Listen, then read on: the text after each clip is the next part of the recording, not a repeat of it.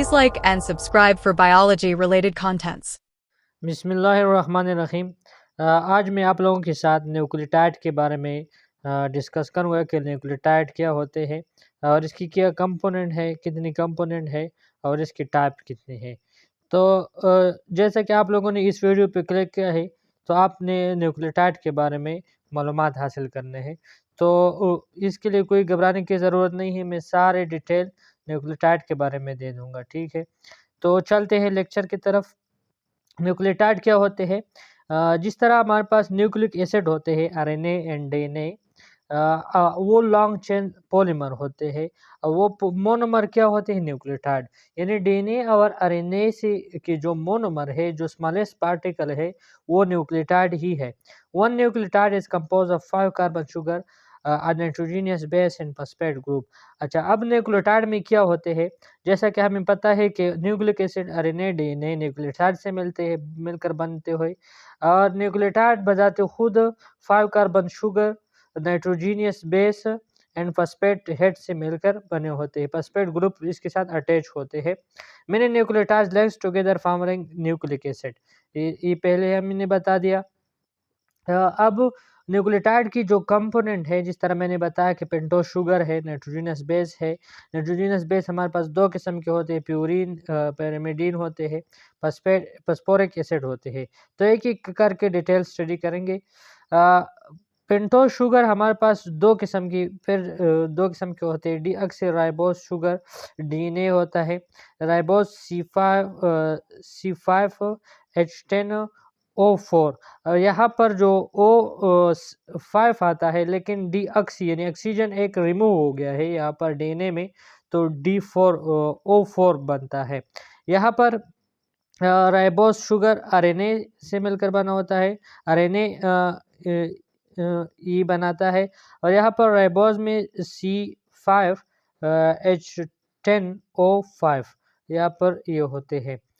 Nitrogenous base component में हमारे पास 5 types of nitrogenous basis होते हैं: adenine, guanine, cytosine, thymine and uracil. Nitrogenous base हम दो क्लासेस ग्रुप में तकसीम के होते हैं।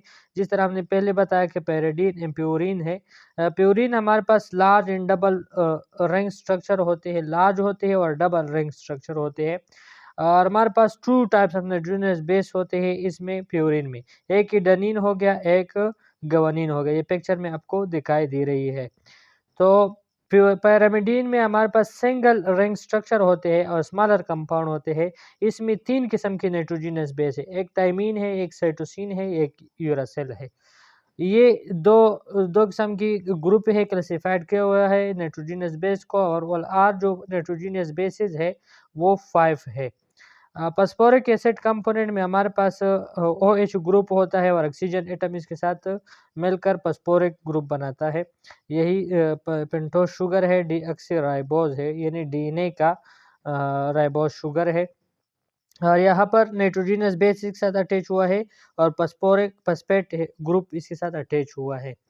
स्ट्रक्चर ऑफ न्यूक्लियोटाइड में जिस तरह मैंने बताया कि carbon number 1 of carbon sugar की कार्बन नंबर 1 के साथ नाइट्रोजनियस बेस अटैच होता है।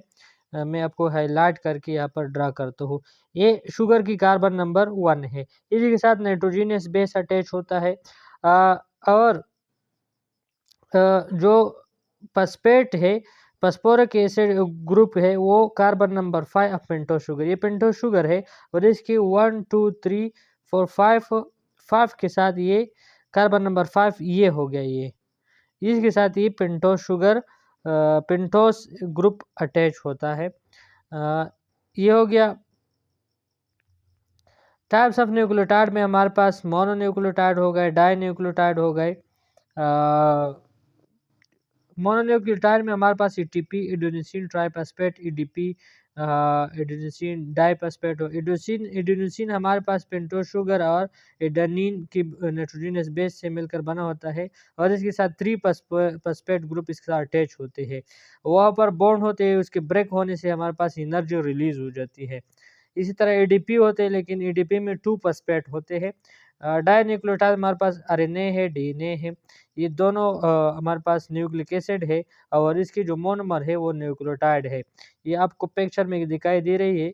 ये जो डबल स्ट्रैंडेड है, ये डीएनए है, डबल स्ट्रैंड है इसकी, और एक क्या है, ये आरएनए है।